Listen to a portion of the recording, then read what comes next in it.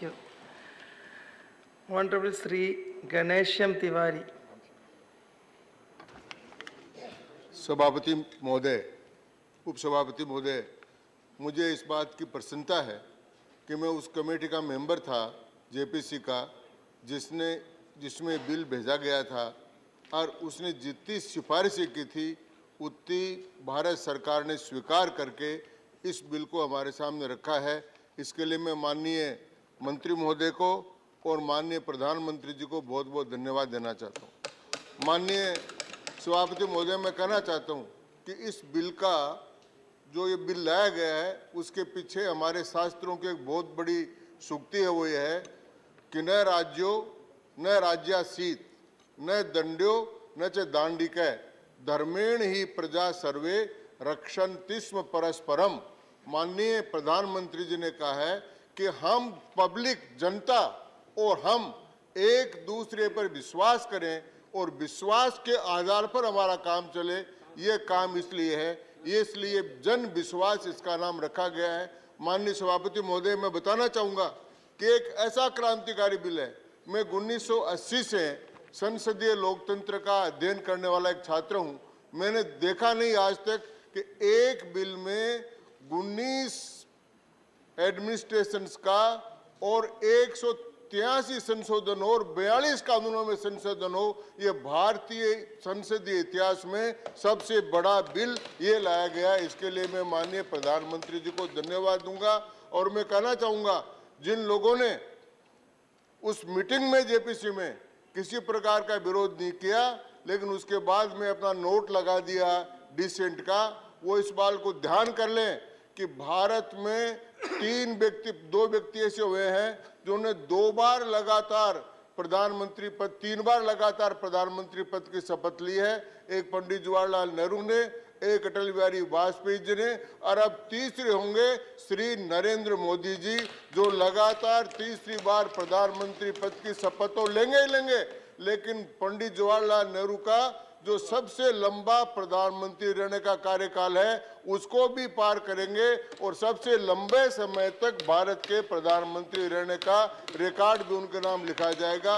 ये बिल ऐसा है। ये इसलिए क्यों है कि इस बिल में 4 करोड़ 30 लाख जो लंबित मामले कोर्टों में हैं, उनमें केवल 3.2 करोड़ मामले ऐसे हैं जो आपराधिक प्रवृत्ति के हैं। बाकी मामले आपराधिक प्रवृत्ति के नहीं है लेकिन उनका क्रिमिनलाइजेशन किया हुआ है, इसलिए उसमें शामिल है। उदाहरण के लिए एक केवल मोटर व्हीकल एक्ट है, उसके 87 लाख मामले हैं, उनको आराम से निपटाया जा सकता है। इसलिए ये बिल जो है वो आपराधिक मामलों कम करेगा। ये केवल व्यापार करने वालों के लिए नहीं है।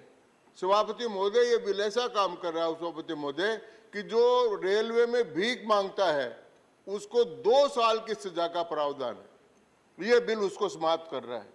ये बिल इस बात को समाप्त कर रहा है कि एक गडरिया अपनी बकरी लेकर जाता है और भूल से वो बकरी अगर वन विभाग में घुस गई तो उसको 5 साल की सजा है। ये उस गडरिये को लाभ देने वाला भी बिल है। ये बिल इस प्रकार का बिल है। इसी प्रकार से इस प्रकार के बहुत से प्रावधान इस बिल में, जो केवल ईज ऑफ डूइंग बिजनेस नहीं है, जो ईज ऑफ लिविंग हाजी बकरी वाले को, तो बकरी वाले को 5 साल की सजा। इसी प्रकार जो पोस्टमैन है, डाकिया जो डाक लेकर आता है, अगर भूल से उसने इस घर के बजाय उस घर में डाक दे दी या भूल से कोई गलती कर दी, त्रुटि हो गई, तो उसको 2 साल की सजा का प्रावधान है। इसलिए यस डाकिए को, पोस्टमैन को, तो इसको हटाने का प्रावधान है। इसलिए मैं कहता हूं कि ये वास्तव में क्रांतिकारी बिल है, वास्तव में ऐतिहासिक बिल है। और मैं आपको माननीय सभापति महोदय, मैं आपसे निवेदन करना चाहूंगा कि इस कारावास और जुर्माना 42 प्रावधानों से हटेगा। 42 प्रावधान ऐसे हैं जिनसे कारावास भी हट जाएगा और जुर्माना भी हट जाएगा।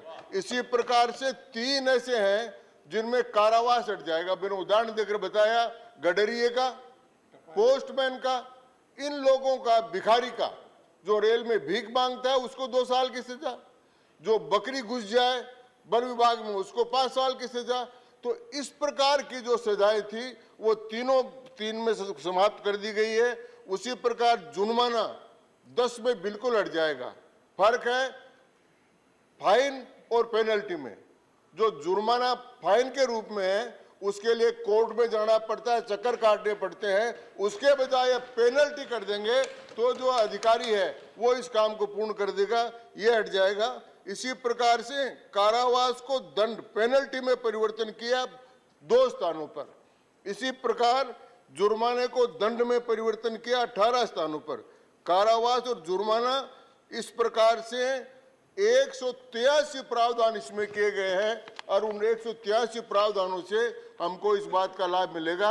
मैं सभापति महोदय कहना चाहूंगा, हमारे यहाँ सूक्ति है कि विक्रमार्जित कार्येषु स्वयमेव नरेंद्रता, कि जो आदमी विक्रम बुद्धि से अपना काम करता है वो स्वयमेव नरेंद्रता हो जाता है। मृगेंद्रता होता है, एक नरेंद्रता होता है। तो नरेंद्र मोदी जी नरेंद्रता है, उनका प्रभुत्व इन्हीं कामों के कारण से बढ़ा है कि अपने विक्रम से, पौरुष से इस प्रकार की बात देकर वो लाते हैं।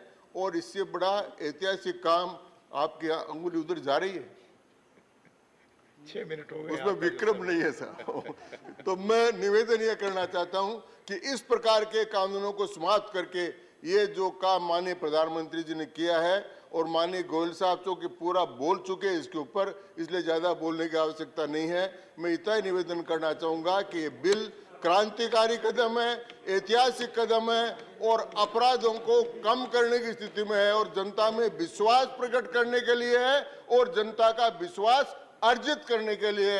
इन्हीं शब्दों के साथ बहुत बहुत धन्यवाद, शुभकामनाएं। धन्यवाद माननीय घनश्याम तिवारी जी।